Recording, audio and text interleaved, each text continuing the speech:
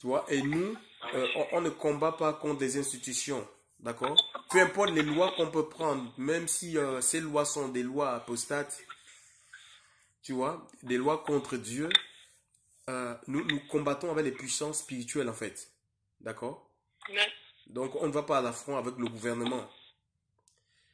Donc il y a ce qui, nous combattons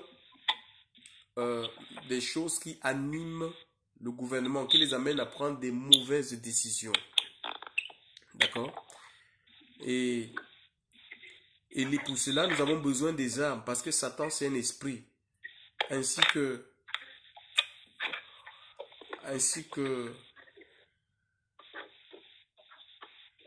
ces démons. C'est des êtres spirituels, et il nous est dit de prendre l'armure complète de Dieu. Et parmi cette armure, il est parlé de la ceinture.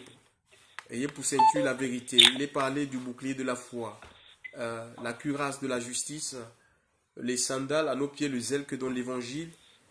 Mais aussi, il y a une arme dont il est question, qui est mentionnée.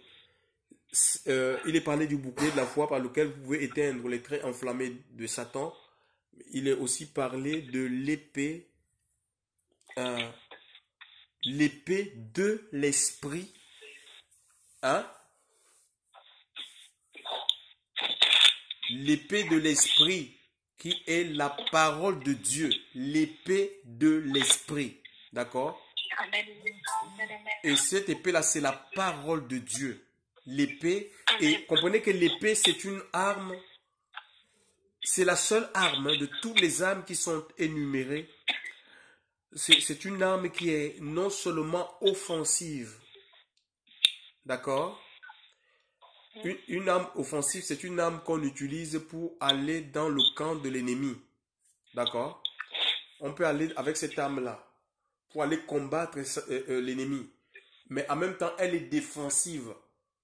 Elle est non seulement offensive, elle a une double fonction. L'épée de l'esprit a une double fonction. C'est une arme qui est offensive, en même temps défensive. Ça veut dire que je peux me défendre avec cette arme. Et ici, il nous est dit, si j'avais un titre à donner à ce message, c'est, ce sera Église, où sont tes armes? Chers frères et sœurs, Dieu a donné les armes à l'Église, d'accord? Un peu comme Salomon, c'est le roi. Il avait fourni les armes. Hein? Il a fait fournir les armes à ses gardes. Des gens qu'il avait enrôlés pour sa protection, pour l'élargissement de son royaume. Et le Seigneur ne peut pas nous dire, allez dans les nations, sans nous donner les moyens qui nous permettent, bien évidemment, de remplir cette mission. C'est impossible ça. Comment quelqu'un, c'est un peu comme dans une entreprise, on va t'embaucher dans une entreprise. Voilà, maintenant je prends seulement l'exemple de coronavirus dans un hôpital. On va t'embaucher dans un hôpital, sachant que les gens sont infectés. On parle maintenant que le coronavirus est aérosol, c'est un microbe aéro. C'est dans les airs en fait. Ça dit que non, c'est pas possible. Non, mais laissez-moi, je suis en train de parler. Imaginez un peu. Alors, c'est pourquoi pourquoi ils mettent les masques. Ça veut dire que si quelqu'un respire tous à côté de toi, c'est comme ça. Ben tu peux, si tu es dans son périmètre, tu peux respirer le microbe. C'est pourquoi l'hôpital, le responsable, le directeur de l'hôpital, il prend toutes les précautions nécessaires pour protéger les gens qui travaillent dans son établissement. En faisant quoi? Ils ont ce qu'on appelle des combinaisons. Ils les donnent des combinaisons.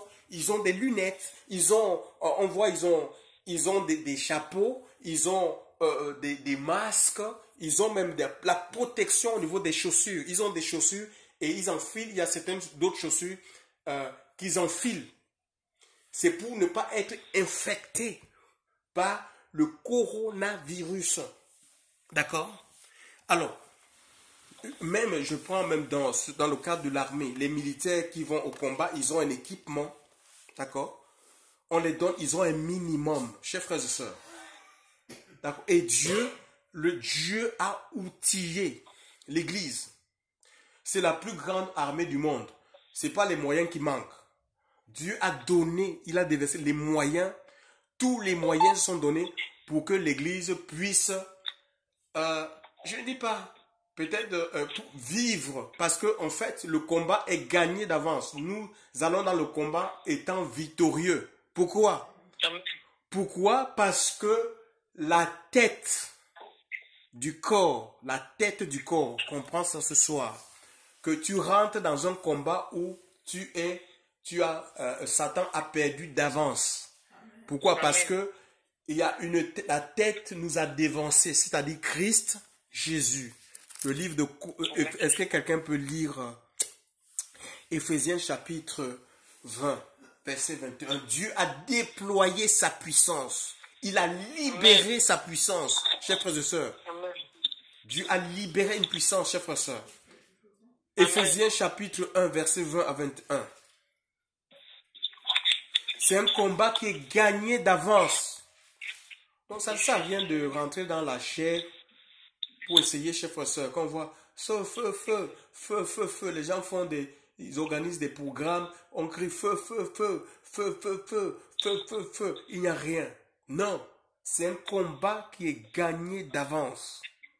Amen. Non pas par nous, mais par la tête du corps. On peut lire. Qu'il a déployé avec efficace en Christ quand il a ressuscité des morts et qu'il a fait asseoir à sa droite dans les lieux célestes, au-dessus de toute principauté, de toute puissance, de toute dignité et de toute domination, et au-dessus de tout nom qui se nomme non seulement dans le siècle présent, mais aussi dans celui qui est à venir. Mais vous vous rendez compte? La Bible dit qu'il a déployé en Christ, en le ressuscitant de la mort, et l'a fait asseoir dans les lieux à sa droite, au-dessus de toute principauté, autorité, puissance, au-dessus de tout. C'est-à-dire qu'il n'y a aucun démon au-dessus du Seigneur, aucun ange au-dessus de tout nom qui peut se nommer dans le siècle présent. Ça veut dire que le nom qui terrorise maintenant, au moment où je suis en train de vous parler, le nom qui terrorise, qui fait trembler la nation, qui paralyse les avions, les aéroports sont déserts. Le nom là, c'est coronavirus ou Covid-19. D'accord? C'est le nom là qui est en train de terroriser. Les entreprises sont fermées, les gens sont confinés dans leur maison parce qu'il y a une frayeur. Il y a une frayeur. D'accord? Il y a une peur qui paralyse les gens. Le nom qui fait trembler les gens. Les gens, ils ont peur de mourir. Ils ne sortent plus. Ceux qui étaient adonnés au cinéma, ils ne peuvent plus aller au cinéma parce qu'ils ont peur. Ils ont peur d'un nom. Coronavirus. Ils ont peur. Ceux qui allaient dans les magasins de mode, je ne sais pas. Les gens, tous les établissements, tout est fermé. Tout est fermé. Le sport, on voit les matchs qui se jouent et remplissent 80 000 spectateurs. Les matchs se jouent à guichet fermé. Il n'y a personne. Chers frères et sœurs, il n'y a personne pour aduler, pour applaudir les grands stars, les grandes voitures, les grandes berlines que les gens prenaient pour se promener. C'est dans les garages, parqués. Chers frères et sœurs dans le Seigneur. Pourquoi? Parce qu'on a peur de nom. Mais le Seigneur dit qu'il a donné le nom qui au-dessus de tout nom qui peut se nommer dans le siècle présent, dans l'heure présente. Au moment où je suis en train de parler, ça dit que le nom de Jésus est au-dessus du nom du coronavirus. D'accord? Et dans le siècle à venir, ça veut dire qu'il y aura encore d'autres noms, d'autres épidémies, d'autres difficultés. Église du Seigneur, je voudrais vous rassurer ce soir que les moments difficiles, lisez bien les Écritures, ont toujours révélé la grandeur de Dieu, la gloire de Dieu. Amen. Et je pense que ce temps-ci, le temps dans lequel nous sommes, c'est pour révéler les véritables enfants du Seigneur. Les enfants de Dieu ne peuvent pas être dans l'abattement, dans la crainte, dans la peur. Normalement, on doit se réjouir, on doit être un peu comme ces Hébreux. Ils attendaient la délivrance. C'était une nuit silencieuse, mais en même temps et tremblante. Une nuit de terreur. La terreur était chez les Égyptiens, les païens, les gens qui vivaient sans loi, qui adoraient plusieurs divinités. C'est eux qui tombaient. Mais les enfants de Dieu ils étaient dans le silence, dans le repos, mangeant l'agneau pascal. Dans le chant, dans l'adoration. C'est ça en fait. Chers frères et sœurs, ce n'est pas une religion qui te donne la paix. Aucune religion même, ce n'est pas en observant les rites religieux que tu auras, qui peuvent te vider de la peur. C'est l'Esprit de Dieu. L'épée de l'Esprit. L'Esprit de Dieu. L'Esprit de Dieu. On le voit avec les apôtres. Ils avaient recours à Dieu. Quand ils étaient face à la persécution, ils avaient recours à Dieu par la prière. Et Dieu, l'Esprit de Dieu descendait là où ils étaient. Ils étaient fortifiés intérieurement. Non, c'est pas... Mes amis, c'est pas en observant les fêtes... je sais pas, il y en a des gens qui veulent nous ramener dans le judaïsme. Ce n'est pas en observant ces temps-ci. Tu peux observer les fêtes juives, c'est pas ça qui va te garantir, qui va te donner la sécurité, la paix. Non, il faut qu'il y ait quelque chose à l'intérieur de toi. Mes amis, je veux vous donner un témoignage. Nous subissons, l'entreprise où je travaille, nous subissons la crise de plein fouet parce que nous travaillons avec les hôtels, même les entreprises BTP, beaucoup ne travaillent plus. Aussi, les entreprises aéronautiques là, Air France, machin, tout ça, KLM, donc on traite leurs vêtements. Actuellement là, je vous assure, nous n'avons pas, je travaille un jour par semaine. Nous subissons, nos salaires sont amputés. Il y a des gens, aujourd'hui, j'étais dans la louange, j'étais dans l'adoration. Les gens me posent la question, mais avec cette histoire, si cette entrevue va fermer, comment est-ce que toi, tu as la paix comme ça? Pourquoi on sent que tu n'es pas inquiet? Mais on ne comprend pas. Qu'est-ce que tu as? Donne-nous ton secret. Qu'est-ce que tu as? Je les ai dit que je suis dans le shalom de Dieu. Amen. Vous savez, il y a un homme de Dieu. Il y a un homme. Non, mais c'est une paix qui est. Moi-même, je suis dépassé. On a passé il y a 3 jours de cela. Tellement. Françoise et moi avions été visités. Nous sommes restés comme ça. Ce n'est pas qu'on avait décidé de jeûner. On est resté comme ça. L'Esprit de Dieu a coupé la faim. Dieu a coupé la faim. Je vous assure. Ayons foi dans le Seigneur. Amen. Dieu peut nous couper, même si aujourd'hui il n'y a plus de vivre, il n'y a rien. Le Seigneur peut couper la faim, qu'on n'a pas faim, qu'on n'a pas soif de manger, et il va nous garder. C'est le miracle. Le miracle, c'est quelque chose qui ne peut pas être expliqué par la science, par l'intelligence humaine. Dieu fait des miracles. Et c'est lui-même qui crée des conditions pour nous permettre de vivre le miracle. Chers frères et sœurs, Dieu, c'est une réalité. Ce n'est pas une théorie, ce n'est pas une idéologie. On peut palper Dieu, chers frères et sœurs dans le Seigneur.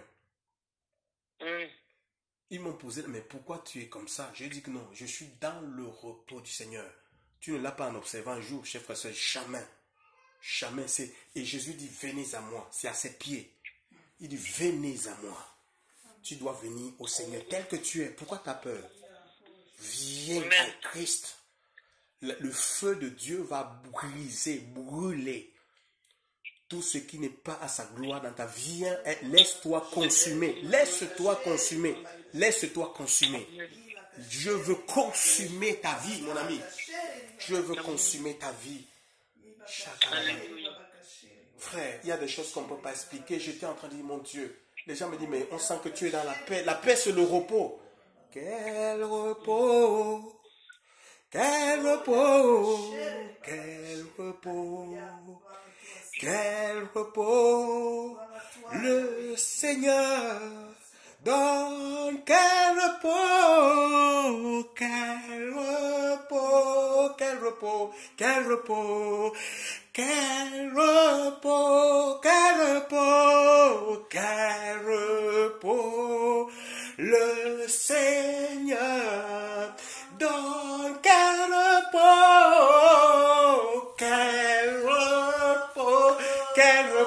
quel repos, quel repos, oh, quel repos, quel repos, quel repos, le Seigneur. Oh, Yabara Sondoro Koshekere Makanda Yamasa. Oh, Yahweh Shindara Masere Bakata Yoba Sorobo. Yoba Baba Baba, Seigneur Dieu, tu visites ton église, Seigneur. La puissance de ton esprit. Seigneur, tu as dit que les fleuves d'eau vive couleront. Yondoro Koshekata Yamasa. Tu as dit que les fleuves d'eau vive, Seigneur. Les fleuves de ton esprit. J'appelle les fleuves de ton esprit. Dans ton église, Seigneur Dieu. Les fleuves de ton esprit. Les fleuves de ton esprit, Seigneur. Dans ton église. Libère les fleuves, Seigneur. Laisse que l'eau de ton esprit coule. Nous voulons vivre un vent nouveau. Un vent nouveau, Seigneur. Fais vivre l'église un vent nouveau. Un vent nouveau, Seigneur. C'est pourquoi tu permets ces heures, Seigneur. Que la religiosité, Seigneur, soit chassée loin de ton peuple. Que les traditions humaines, Seigneur Dieu, les coutumes, soient chassées loin de ton peuple. Dans le puissant nom de ton Fils Jésus. Shakata yama shakata. Shokata yama shakataba.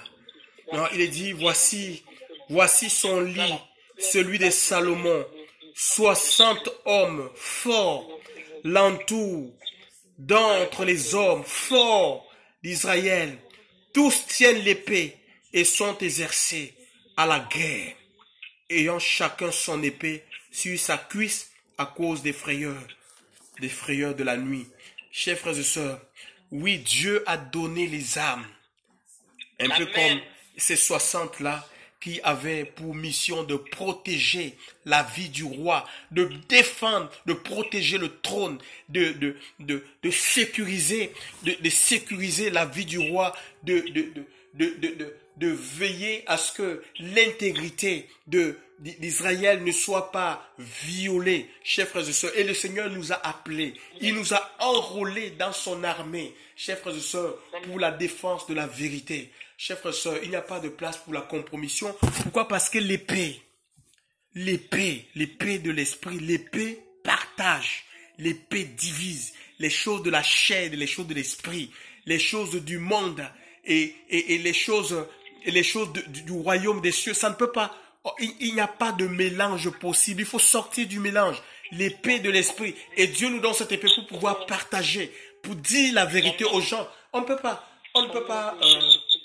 peut pas caresser les gens au sens du poil parce qu'on a peur de se retrouver seul. Alors on essaie d'arranger. Les gens sont complètement en train de se noyer dans le péché. Les gens se noient dans le péché. On est avec eux. Non, mais c'est pas grave. Le temps permettra que tu quittes ce péché. Mais Dieu comprend. Non. Chers frères et sœurs, tu as reçu l'épée pour la manier. Le maniement. Chers frères et sœurs, le maniement d'âme. Alors maintenant, oui, nous sommes tous appelés à manier, chers frères et sœurs. Nous avons les dons.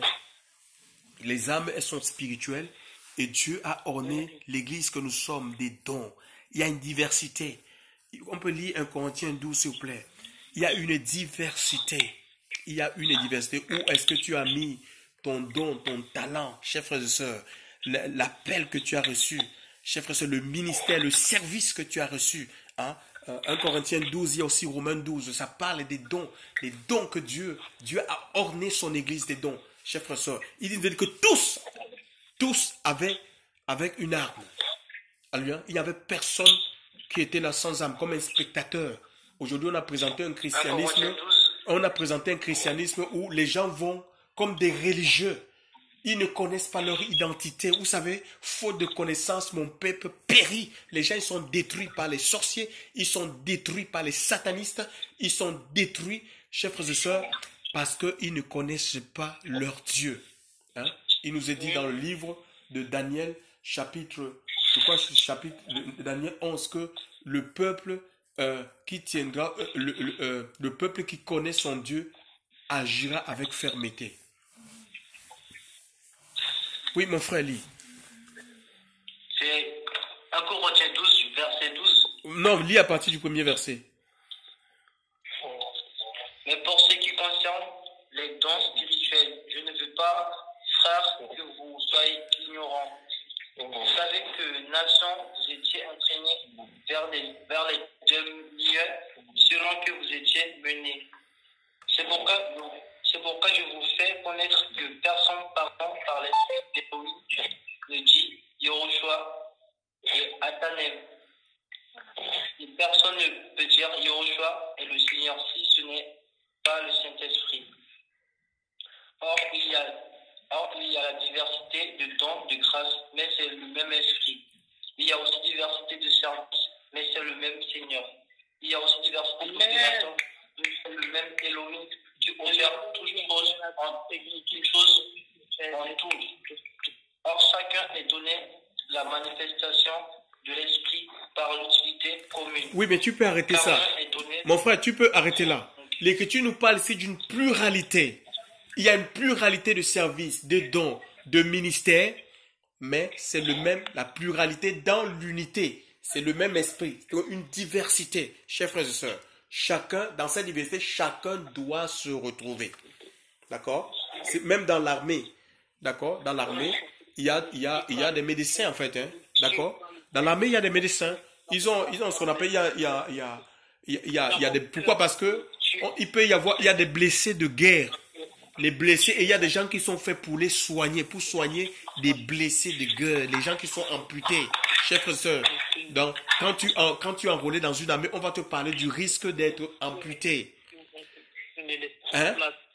D'accord? Et il y a des gens qui ont ce qu'on appelle, qui sont là pour soigner, des infirmiers. D'accord? Ils soignent le baume. Dieu nous a donné le baume de l'esprit pour soigner les blessures. Il y a des blessés de guerre, chers frères et sœurs, pour soigner les blessures, pour panser les plaies. Il a tout donné, la parole. Mais que faisons-nous de cette parole? Peut-être que on ne l'a plus, quelqu'un nous a sorti. Mais je parle pas d'une parole lettre, une lettre morte, mes amis. Ici, il n'est pas question de la parole, il n'est pas l'épée de l'esprit. C'est-à-dire une parole qui est animée. D'accord? Une parole qui est animée.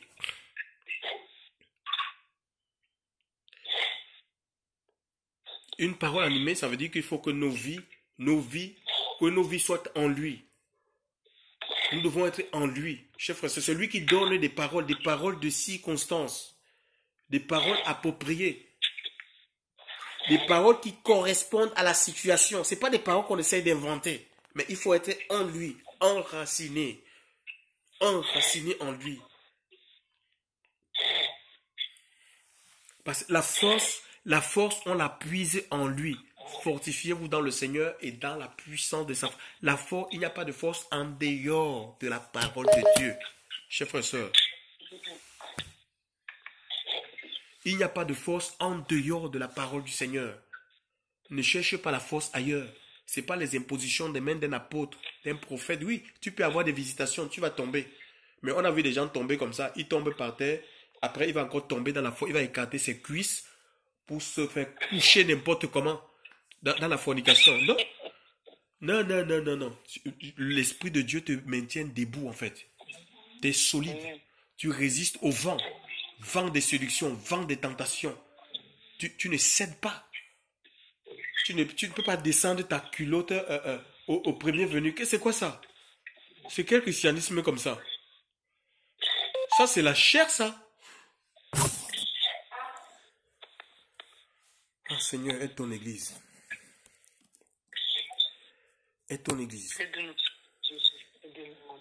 Des vaillants. Dieu veut des gens vaillants, des gens courageux, des gens qui sont prêts. Écoutez-moi, qui sont prêts au sacrifice suprême. On peut mourir, chers frères et sœurs. En s'engageant, on peut perdre sa vie. Mais, my God, on peut perdre sa vie. On a peur. Écoutez, Apocalypse 12. Lisez Apocalypse 12. On peut perdre. Il y a le risque de perdre sa vie. Il y a une préparation psychologique. Et le Seigneur nous a tout dit. Vous aurez des tribulations. On vous battra. Certains vous-même, ils vous tueront, croyant rendre un culte à Dieu. Le Seigneur, il a dit ça à ses apôtres. On vous tuera, croyant rendre un culte à Dieu. Tu peux perdre ta vie, chers frères et sœurs. Ah non, 16 heures, c'est pas, on peut pas, c'est pas l'évangile des mariages maintenant là. Hein. Ça ne passe pas. Quel est le mec qui va signer cet acte-là? En ce moment, les mairies sont fermées, on n'organise plus les mariages. Ce n'est pas l'évangile des mariages. Là. C'est pas Seigneur, donne-moi un mari. Dans ce contexte-ci, non, ce n'est pas un évangile des mariages là.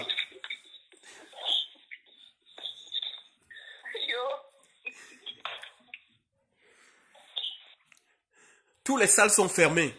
Tu vas célébrer ça où? Qui va célébrer ça?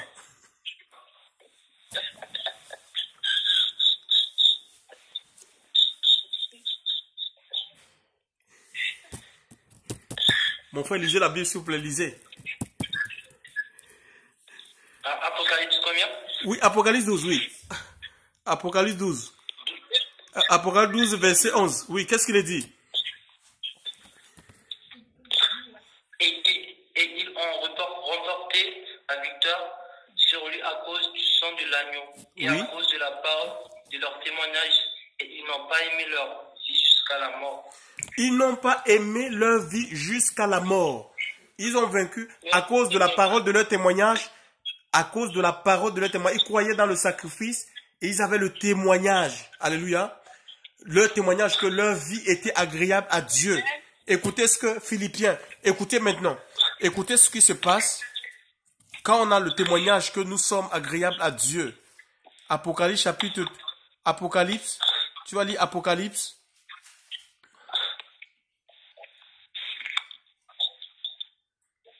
Apocalypse combien? Apocalypse 3, verset 10 à 11. Parce que tu as gardé la parole de ma persévérance. Oui. Je Oui. continue. Oui, vas-y, oui. Je te garderai moi-même hors de l'ordre de la tentation qui doit arriver dans le monde entier. Oui, Dieu. Oui, oui. Les habitants de la terre. Oui, il dit que parce que tu as gardé. Oui, attends. Parce que tu as gardé la parole de la persévérance. Tu as été persévérant. Tu ne t'es pas écarté de mes voies. Il y a eu des occasions de chute, mais tu ne t'es pas laissé. Tu es resté soumis à ma parole. Il dit que je vais te garder à l'heure de l'épreuve. Nous vivons nous sommes éprouvés. Le monde est éprouvé. Il dit que je te garde. Et même si tu es infecté par le coronavirus, la Bible dit que le malheur atteint souvent le juste, mais l'Éternel l'en délivre. Il va te sortir de là. Et tu sais quoi? Dieu, oui, un chrétien peut être touché de ce virus-là. Un chrétien. Mais si ce chrétien est authentique, parce qu'en fait, le Seigneur peut se servir du coronavirus pour purifier notre foi. D'accord? Il se sert des situations parfois qui font peur pour nous libérer de la peur. D'accord? Oui, c'est lui qui nous forme. C'est lui qui nous forme. Il peut permettre ça, chers frères et sœurs dans le Seigneur. Oui, le verset 11 dit... Voici, je viens à toute vitesse. Tiens ferme ce que tu as, afin que personne ne te prenne ta couronne. Ah, voilà, j'ai dit que tiens ferme ce que tu as. Ces gens-là, ils avaient pour mission, les 60 voyants là, forts, ils avaient pour mission de protéger la vie du roi. D'accord? Et nous avons la vie de Dieu en nous. Tu as la vie du Seigneur en toi, la vie du roi des rois, la vie de Jésus, la vie éternelle. La vie éternelle, chers frères et sœurs. Alors, tu dois protéger, et l'épée t'est donnée pour pouvoir protéger, défendre cette vie, chers frères et sœurs, que tu as reçue. Chers frères et sœurs dans le Seigneur, tu dois protéger la vie du roi. Tiens ferme, tiens solidement. C'est ça, tenir ferme, c'est tenir saisi. C'est tenir solidement. Parce que si tu ne tiens pas solidement ce que tu as reçu, un autre peut venir. Satan, c'est le voleur. Il suffit qu'il crée une distraction et paf, il va voler ce que tu as reçu. Chers frères et sœurs, dans le Seigneur, tiens solidement ce que tu as reçu. Parce que le Seigneur vient bientôt. Hein? On ne sait pas à quelle heure, chers frères et sœurs, mais il vient. Amen. Alors maintenant aussi, vous savez, en ce qui concerne le combat, on va lire, quelqu'un va lire rapidement Deutéronome 20, verset 1 à 9. Regardez ce qui se passe. Donc on a lu ici que ces gens-là, ils n'ont pas perdu. Donc ouvrez Apocalypse, je vais expliquer après, pardon, Deutéronome 20.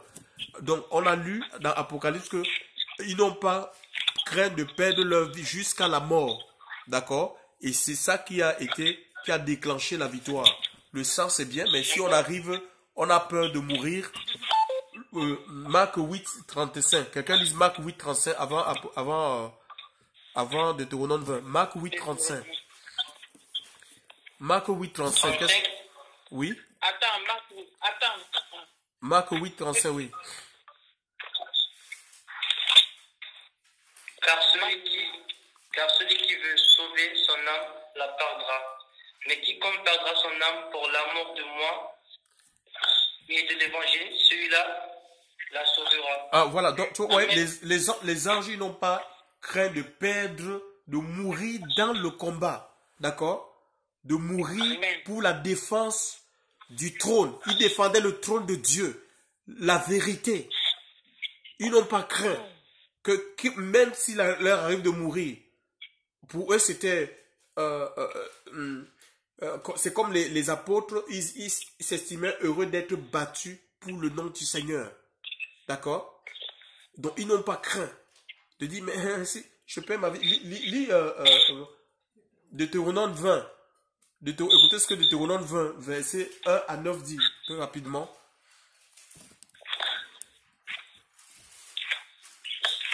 Tu iras à la guerre contre les ennemis et que tu verras des chevaux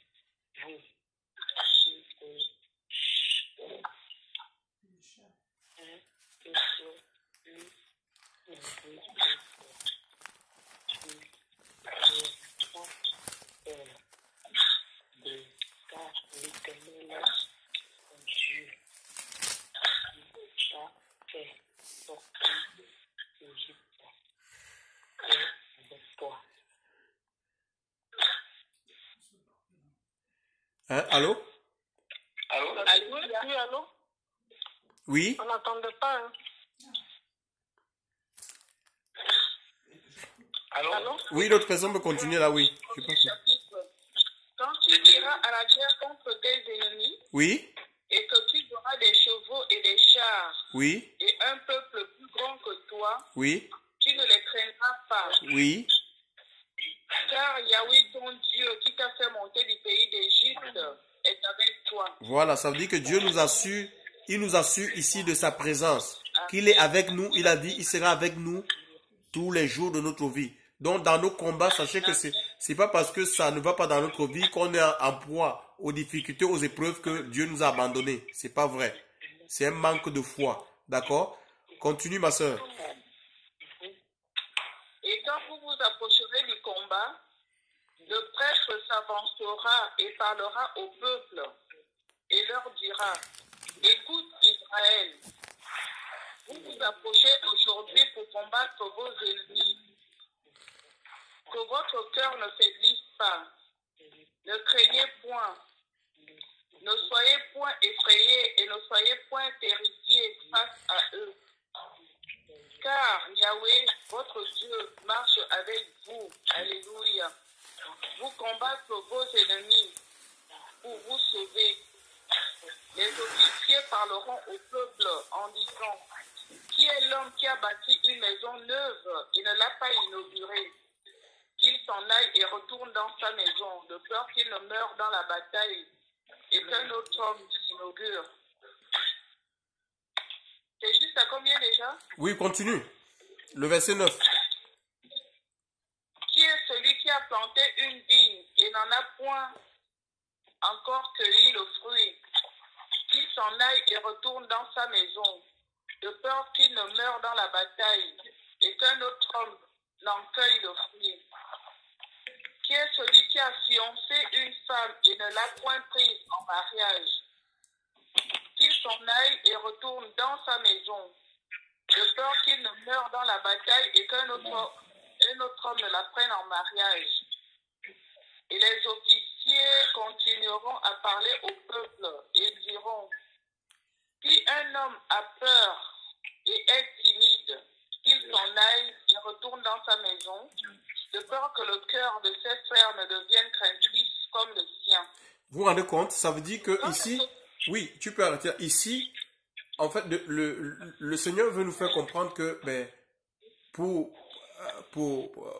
espérer la victoire, c'est un engagement en fait. Il faut s'engager totalement sans regarder en arrière en fait.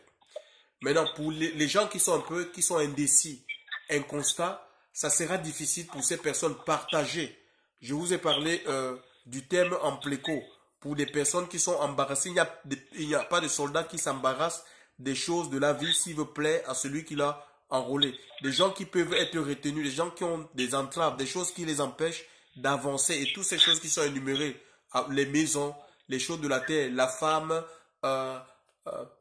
les entreprises, vouloir gagner de l'argent, c'est des choses qui peuvent qui empêchent des personnes de suivre véritablement le Seigneur, de s'engager corps, âme, esprit pour l'avancement du règne de Dieu. Premièrement, dans notre propre vie. Et l'incrédulité. Quoi de plus facile, chers frères et sœurs, de manipuler des personnes qui sont terrorisées, qui ont peur. Si vous avez faim, comme actuellement là, il y a des gens qui ont peur et les médias sont en train de... Parce que la foi et l'incrédulité, c'est des choses qui se transmettent. Hein, tout dépend du message. On peut te transmettre l'incrédulité, tout dépend de ce que tu écoutes. Ou la foi, chers frères et sœurs, en Dieu dans sa parole. Alors, quand on utilise les médias, les francs-maçons là, ils utilisent les médias pour faire peur aux gens. Coronavirus, c'est dans les airs. Coronavirus, ça fait que les gens, ils ont peur. Maintenant, comme les gens, quand les gens, ils ont peur, tu peux les... si on demande à puiser maintenant les gens là en leur disant que ça les immunise contre Corona, ils sont prêts. Ces personnes-là sont prêtes à tout accepter pour avoir leur liberté. Surtout qu'on nous a, pour un temps, on nous a confinés, nous privant des choses que nous aimons. Les choses que nous aimons faire, on te prive ça. Maintenant, on te dit que maintenant, pour avoir ces choses, ben, il faut que tu acceptes un vaccin. Ça va te donner la possibilité de circuler sans gêne. Les gens sont prêts. Même les pasteurs, au moment où je suis en train de vous parler, certains qui ont bâti des structures d'organisation d'église là, ils sont prêts à accepter la puce et accepter que leurs ouailles se fassent pucer pourvu qu'on les ouvre leur bâtiment d'église. Chers frères et sœurs, la peur, ça paralyse. La peur, ça nous met hors de combat. D'accord? Il y a des gens qui ne peuvent pas combattre parce qu'ils sont terrorisés. Ils ont peur, chers frères et sœurs. Mais nous n'avons pas reçu un esprit de timidité, ni de crainte, de peur, mais un esprit de force, de courage, chers frères et sœurs, de sagesse. On sait en ce moment qu'est-ce qu'il y a lieu de faire. On n'a pas besoin parce que l'esprit de Dieu, c'est un esprit de sagesse. Alléluia. Gloire au Seigneur. Donc il le dit, parce que imaginez, si vous êtes avec des gens qui sont peureux, s'ils prennent de l'ascendance sur vous, vous aurez peur en fait. Si vous avez un chef peureux, il va vous transmettre la peur. Nous avons vu avec Israël combattait contre les Philistins du temps de Goliath. Il y avait ce Goliath qui terrorisait. Il blasphémait contre Dieu et tout Israël avait peur, y compris le roi Saül. Parce que Saül lui-même, c'était un désordonné, il n'était plus dans la volonté de Dieu. C'est comme ça en fait. Le péché engendre la peur en fait.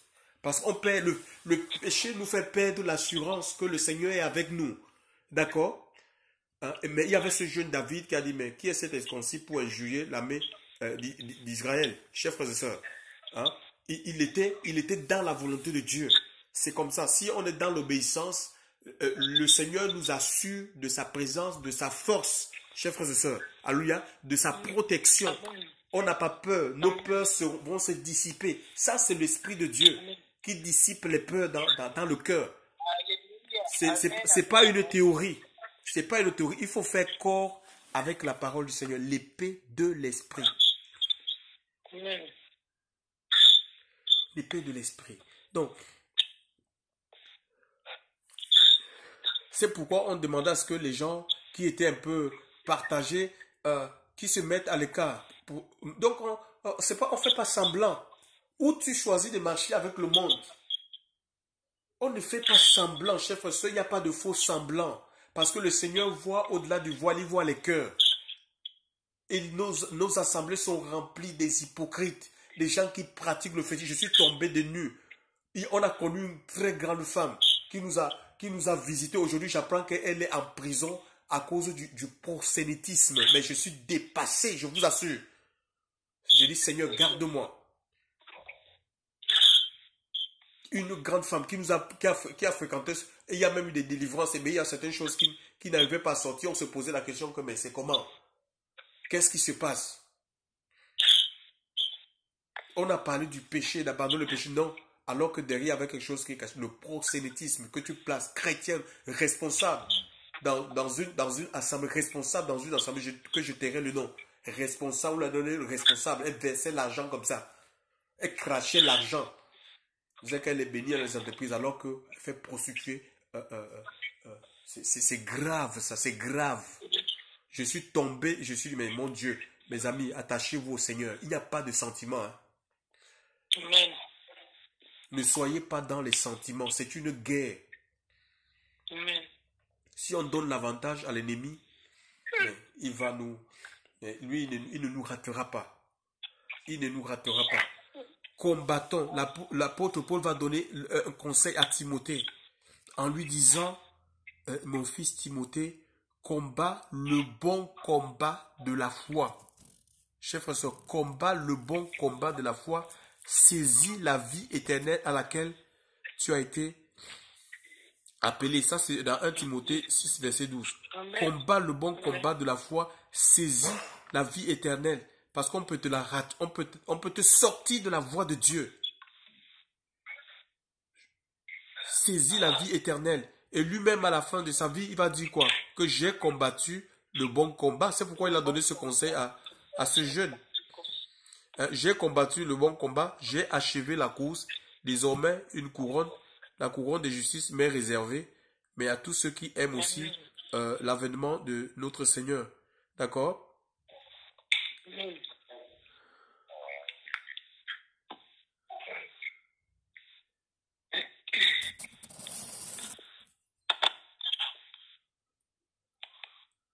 C'est dans 2 Timothée 4, hein, ceux qui veulent la référence. Quoi. Allô? Amen. Oui, ça c'est les paroles de Paul. Hein. Amen. Timothée 4.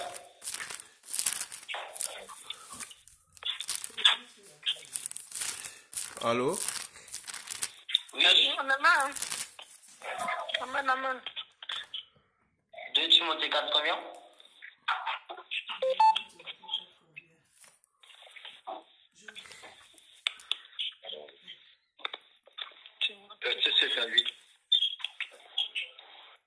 Verset 7 à 8. Oui, j'ai combattu le bon combat. Oui. J'ai terminé la course. J'ai gardé la foi. Désormais, gardez la couronne de justice. Que le Seigneur, le juste juge, me donnera en réponse en ce jour-là, et non seulement à moi, mais aussi à tous ceux qui auront aimé son apparition. Son apparition. J'ai gardé la foi. D'accord? Nous ne sommes pas de ceux qui se retirent. Il y en a ceux qui se retirent dans le combat. Hein? Il a une fiancée à cause d'une femme. Il va se retirer. À cause des biens de ce monde, il se retire. Chers frères et sœurs, à cause des biens de ce monde, il se retire. À cause des incompréhensions, il se retire. Parce que ça ne va pas dans sa direction, il se retire. Hébreux chapitre 10, il se retire. Je ne parle pas de se retirer des bâtiments religieux.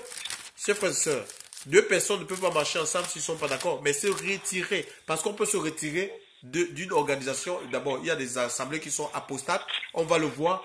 Mais ne pas se retirer de Dieu. Tu peux te retirer d'un mouvement, d'un groupe. Chers frères et sœurs, mais ne te retire pas de la foi. La foi véritable, la foi établie dans la parole de Dieu. Regarde ce qui arrive à ces personnes. Hébreux 10.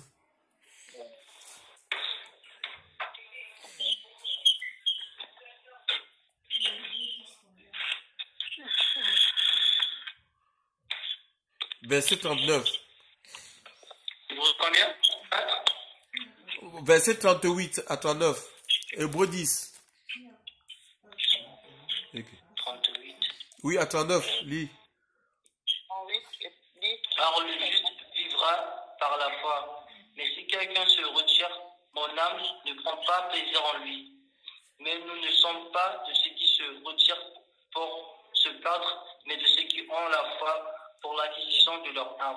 Voilà, nous ne sommes pas de ceux qui se retirent, c'est-à-dire qu'on se retire de la parole de Dieu. Quand on se retire de l'obéissance au commandement de Dieu, c'est la perdition. On se perd. D'accord? Voilà. Donc, et la foi est établie dans la parole et ses promesses. Nous devons croire, quelles que soient les épreuves, quels que soient les obstacles. Il faut qu'on avance parce que nous sommes une armée, chers frères et sœurs. Nous sommes une armée, ça dit que même si on est appelé à perdre notre vie, on ne se retire pas, chers frères et sœurs, alléluia, de la foi, de l'obéissance à Dieu à cause des obstacles, à cause des difficultés. Donc on reste persévérant, chers frères et sœurs, prêts à donner sa vie. Nous avons plein d'exemples dans la Bible, des gens qui ont donné leur vie pour la vérité. Ils ne se sont pas compromis, chers frères et sœurs dans le Seigneur.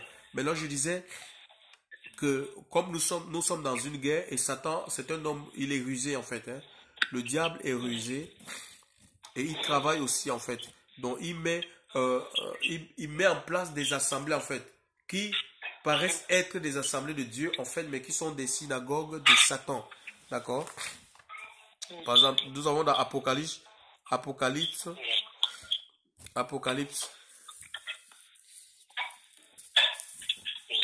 On va ouvrir Apocalypse. Apocalypse combien? 2, verset 13. Je connais tes œuvres et le lieu où tu habites. Là se trouve le trône de Satan. Mais tu retiens mon nom. Tu n'as pas renié ma foi. Voilà, il dit que je connais ton œuvre, je sais là où tu te trouves. Là est le trône de Satan. Vous savez, dans une guerre, en fait, pourquoi ce roi est gardé? Parce que quand il y a une dissidence, il peut y avoir un groupuscule de personnes qui se lèvent pour s'opposer à l'autorité qui est établie. D'accord? Même du temps de Salomon, il y a son frère qui a voulu prendre le trône. Il s'appelait Adonijah. Il a voulu le trône alors que ce n'était pas lui qui était établi, qui était choisi par Dieu. Donc, il peut y avoir des soulèvements intérieurs ou extérieurs, une invasion extérieure. C'est pourquoi on garde, on protège le roi, surtout la capitale, la présidence. D'accord? Parce que c'est là où les décisions partent. D'accord? C'est celui qui est sur le trône, qui gouverne, qui dirige. D'accord? Le trône, c'est quoi? C'est le siège élevé sur lequel prend place un souverain dans les circonstances solennelles. Donc le souverain, c'est lui qui est assis sur le trône, c'est lui qui gouverne, c'est lui qui dirige. Alors, maintenant, qu'est-ce qui se passe? Satan, ici, on dit que là où tu te trouves, là est le trône de Satan. Ça veut dire qu'il y a des assemblées qui sont dirigées où c'est pas Dieu, c'est pas l'Esprit de Dieu, parce que l'Esprit de Dieu est envoyé pour trôner dans nos vies. D'accord? Pour siéger dans le trône de notre cœur. Le cœur, c'est le siège des décisions. Telle voie paraît droit à l'homme, l'issue, c'est souvent la perdition. Mais si on laisse l'Esprit de Dieu nous diriger, choisir pour nous conduire, parce qu'on doit suivre. D'accord? On doit suivre, on doit obéir. Le plan de Dieu, les projets de Dieu, le plan de Dieu est parfait.